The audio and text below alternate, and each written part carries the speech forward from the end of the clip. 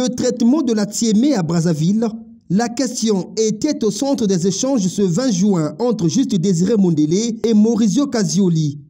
Le début de la réalisation de ce projet de drainage des eaux de cette rivière est imminent, mais il faut tout d'abord procéder par la relocalisation des ménages riveraines. Il y a une grande opération de sensibilisation et de déplacement des populations qui sont impactées, ces populations qui sont accompagnées, et c'est pour la première fois au Congo qu'il y a un plan d'action et de réinstallation selon les standards internationaux.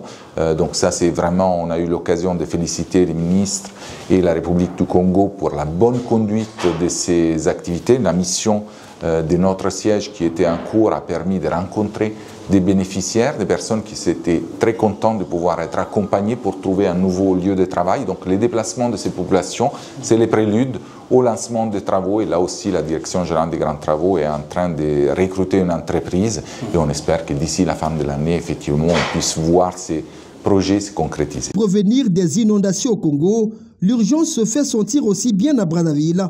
qu'à Pointe-Noire.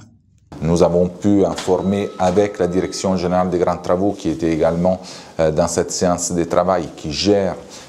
ces financements, les lancements qui devraient être plutôt imminents des travaux, au moins sur les bassins versants de Chikobo. Une entreprise est en cours de sélection de la part de la Direction générale des grands travaux. Donc on espère qu'effectivement, au cours des prochaines semaines, on puisse commencer à voir des impacts sur les terrains. Nous avons ici évoqué d'autres activités qui sont par contre elles en cours déjà de lancement sur la sensibilisation de la population, sur les déchets. Une autre question traitée par le ministre de l'Assainissement urbain, du développement local et de l'entretien routier et le directeur pays de l'AFD, c'est celle qui concerne l'assainissement des villes de Nkaï de la Bouenza et de Wando dans la cuvette. Nous avons pu ensemble parler à la fois des travaux qui sont vraiment en cours de finalisation, mais également des autres activités qui sont en cours et qui étaient prévues pour avoir cette approche assez large, assez holistique de l'assainissement, qui n'est pas seulement un ouvrage qui permet de canaliser l'eau pluviale, mais qui est aussi un élément pour pouvoir embellir les villes, donner aux populations des lieux dans lesquels mieux